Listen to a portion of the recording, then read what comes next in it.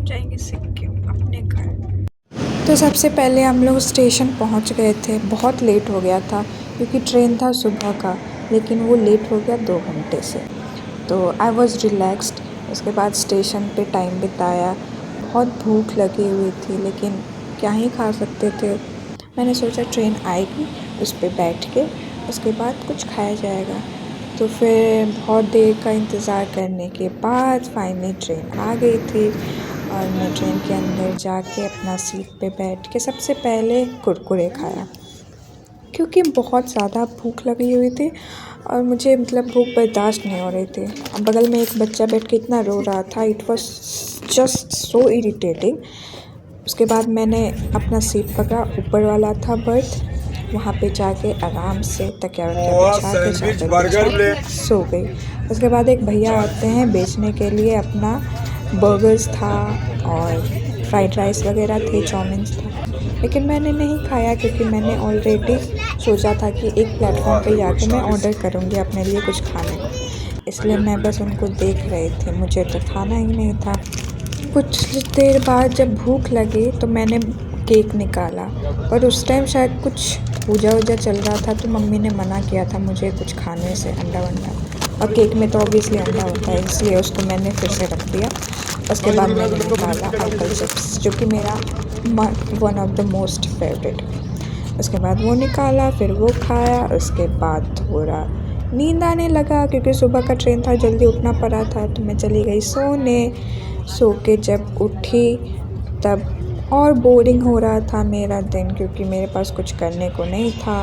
तो मैंने अपनी फ़ोटोज़ लिए, वीडियोज़ बनाए।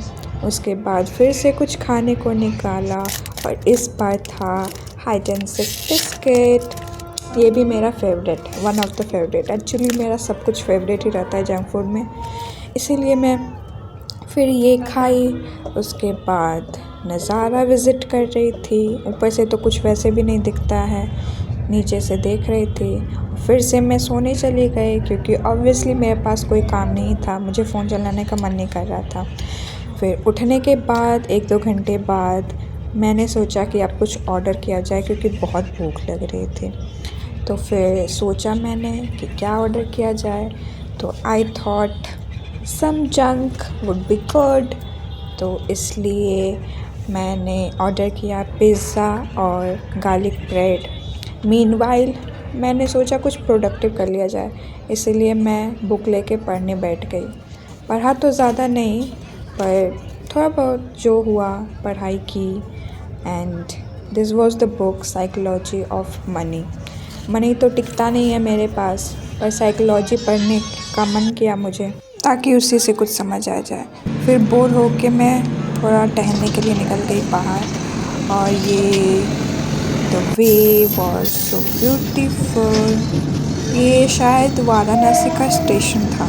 मैंने सोचा ऐसे तो घूम नहीं रही हूँ मैं Varanasi, at least by the route ही वाराणसी देख लूँ कैसा है नहीं है। तो ट्रेन जब स्टेशन पे पहुंची तो मैंने वहाँ थोड़ा देर उतर के, this was the station Varanasi, you can see. तो यहाँ पे थोड़ा देर उतर के मैंने स्टेशन पे ही थोड़ा बहुत टहल लिया क्योंकि बैठे बैठे बहुत कमर अकड़ गई थी मेरी। देखिए यहाँ का प्लेटफॉर्म इतना प्यारा लगता है, एकदम लगता है किसी टेम्पल पे आप पहुँच गए हो। इतना ब्यूटीफुल बनाया हुआ है यहाँ पे, स्लोमो में आप देख सकते हो। यहाँ उतर के सबसे पहले मैंने कोल्ड ड्रिंक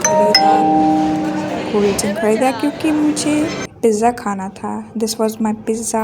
आ गया था वाराणसी पे ही मैंने मंगवाया था ज़ोमैटो करके, तो ये आ गया था, आप लोग देख सकते हो। बहुत टेस्टी था, बाय गॉड बहुत टेस्टी था। एक पिज़्ज़ा खा के ही मेरा पेट भर गया, गार्लिक ब्रेड खाने का मन ही नहीं कर रहा था मेरा, पर इवेंचुअली मुझे लेटर ऑन खाना पड़ा क्योंकि वेस्ट तो कर नहीं सकते हैं। यहाँ पे मैं मज़े ले रही हूँ अपना खाने का। आप लोग भी देखिए, आप लोग के मुंह में पानी आ गया होगा देख के, अगर नहीं आया होगा तो ला लीजिए और ऑर्डर करके खा लीजिए क्योंकि मैं तो खा रही हूँ अपने आराम से।